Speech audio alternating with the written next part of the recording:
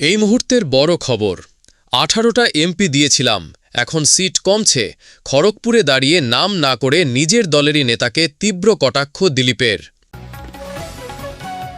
নথি দেখালেও মেলেনি রেহাই, বাংলাদেশি সন্দেহে ফের ভিন রাজ্যে আটক বাংলার পরিযায়ী শ্রমিক। দুয়ারে সরকার, লক্ষ্মীর ভাণ্ডারের পরে এবার রাজ্যে নয়া প্রকল্প, ২৬-এর ভোটের আগেই বড় ঘোষণা মমতার। ভারী বৃষ্টিতে বিপর্যস্ত হিমাচল, ৩৬ ঘণ্টায় ৫ জনের মৃত্যু, ধস নামায় ৩টি জাতীয় সড়কসহ প্রায় ৪০০ রাস্তা বন্ধ। রাজ্যে বিধানসভা নির্বাচনের আগেই জনসংযোগে জোর দিতে আরও একটি বড় পদক্ষেপ নিল তৃণমূল সরকার। দুয়ারে সরকার বা লক্ষ্মীর ভাণ্ডারের পর এবার মুখ্যমন্ত্রী মমতা বন্দ্যোপাধ্যায় ঘোষণা করলেন এক নতুন প্রকল্প, আমাদের পাড়া আমাদের সমাধান। এই কর্মসূচির মাধ্যমে পাড়ার ছোট ছোট সমস্যার দ্রুত সমাধান করতে চাইছে রাজ্য। মুখ্যমন্ত্রী জানান, আগামী ২ আগস্ট থেকে রাজ্য জুড়ে এই প্রকল্পের কাজ শুরু হবে এবং এর জন্য ইতিমধ্যেই ৮,০০০ কোটি টাকা বরাদ্দ করা হয়েছে।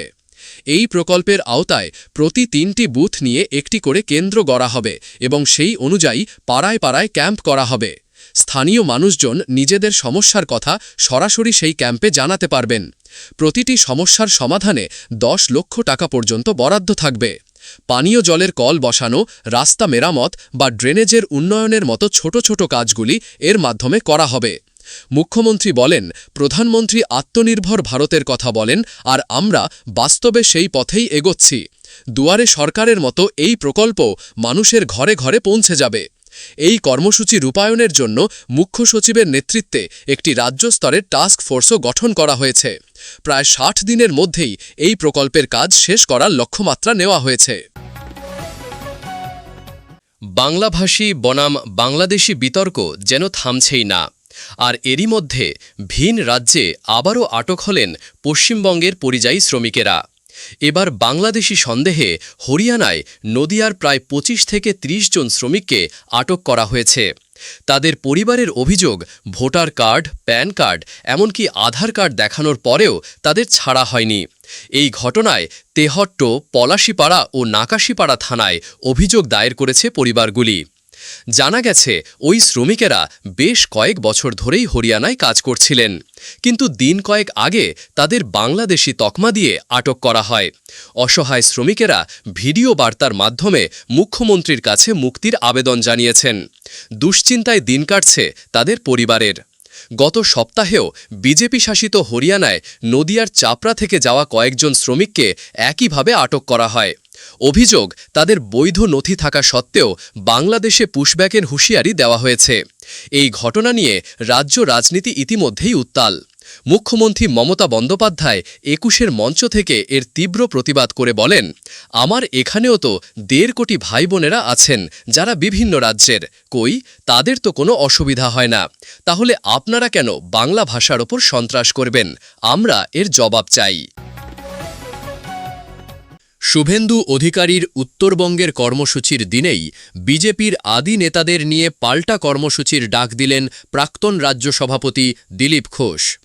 সোমবার নিজের গড় খড়গপুরে দাঁড়িয়ে রাজ্যে গেরুয়া শিবিরের বর্তমান অবস্থা নিয়ে কার্যত তোপ দাগলেন তিনি। দিলীপ বলেন, ২০১৯ সালে আমরা ৪০% ভোট পেয়েছিলাম, 18টা এমপি দিয়েছিলাম, তৃণমূলের সঙ্গে লড়াই করে দলকে প্রতিষ্ঠিত করেছিলাম, আর এখন ভোট কমছে, সিটও নামছে। তার মতে নতুন করে ঘুরে দাঁড়াতে কর্মীদের কবজির জোরই আসল শক্তি। সোমবার রাজ্যের ২ প্রান্তে সভা করছিলেন বিজেপির ২ শীর্ষ নেতা। একদিকে উত্তরবঙ্গে শুভেন্দু অধিকারী আর অন্যদিকে খড়গপুরে আদি বিজেপি নেতাদের নিয়ে শহীদ দিবসের সভা করলেন দিলীপ। গত লোকসভা নির্বাচনে দিলীপকে তার গড় থেকে সরিয়ে বর্ধমান দুর্গাপুর কেন্দ্রে প্রার্থী করা হয়েছিল। সেই থেকেই রাজ্য নেতৃত্বের প্রতি তার ক্ষোভ প্রকাশ্য। সম্প্রতি দলীয় কর্মসূচিতেও তাকে তেমনভাবে দেখা যায়নি। সূত্রের খবর, দলীয় অনুমতি ছাড়াই তিনি এই সভা করেছেন।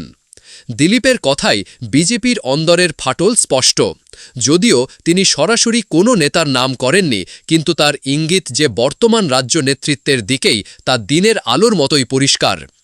রাজনৈতিক বিশ্লেষকদের মতে দিলীপ ঘোষের আসল লক্ষ্য শুভেন্দু অধিকারী এবং প্রাক্তন রাজ্য সভাপতি সুকান্ত মজুমদার। কারণ দিলীপ সরে যাওয়ার পরেই সুকান্ত দায়িত্ব নিয়েছিলেন, আর তার আমলেই লোকসভা নির্বাচনে বিজেপির আসন সংখ্যা কমেছে। তবে এত কিছুর পরেও তৃণমূলকে ক্ষমতা থেকে সরানোর ডাক দিয়েছেন বিজেপির এই আদি নেতা। ভারী থেকে অতি ভারী বৃষ্টিতে বিপর্যস্ত হিমাচল প্রদেশের একাধিক জেলা। গত ৩৬ ঘণ্টায় প্রবল বৃষ্টি এবং ধসের কারণে ৫ জনের মৃত্যু হয়েছে, যার মধ্যে ২টি শিশুও রয়েছে। দুর্যোগের কারণে রাজ্যের ৩টি জাতীয় সড়ক সহ প্রায় ৩৯৮টি রাস্তা বর্তমানে বন্ধ। পরিস্থিতি এতটাই খারাপ যে সোমবার বেশ কিছু জায়গায় স্কুল বন্ধ রাখতে হয়েছে। আবহাওয়া দপ্তর ৪টি জেলায় কমলা এবং ৮টি জেলায় হলুদ সতর্কতা জারি করেছে। আবহাওয়া দপ্তর জানিয়েছে উনা, হামিরপুর, সোলান এবং বিলাসপুরে ভারী বৃষ্টির সতর্কতা রয়েছে। অন্যদিকে চম্বা, কাংড়া, কুলু এবং মান্ডিতে অতি ভারী বৃষ্টির পূর্বাভাস দেওয়া হয়েছে। বৃষ্টির জেরে রাজ্যের বিভিন্ন জায়গায় ধস নামছে, কোথাও আবার হরপা বানের মতো পরিস্থিতি তৈরি হয়েছে। ধসের কারণে জাতীয় সড়ক ০২, জাতীয় সড়ক ২১ এবং জাতীয় সড়ক ১৫৪ বন্ধ হয়ে যাওয়ায় বহু গাড়ি ও যাত্রী রাস্তায় আটকে পড়েছেন। শুধুমাত্র মান্ডিতেই ১৭০টি রাস্তা বন্ধ। চম্বার পরিস্থিতিও ভয়াবহ, সেখানে ধসে এক মহিলা ও এক পুরুষের মৃত্যু হয়েছে। প্রশাসন রাজ্যবাসীকে খুব প্রয়োজন ছাড়া বাড়ির বাইরে বেরোতে নিষেধ করেছে। রাজ্য প্রশাসন জানিয়েছে এই বর্ষার মরশুমে হিমাচলে এখনও পর্যন্ত মোট ১৩২ জনের মৃত্যু হয়েছে।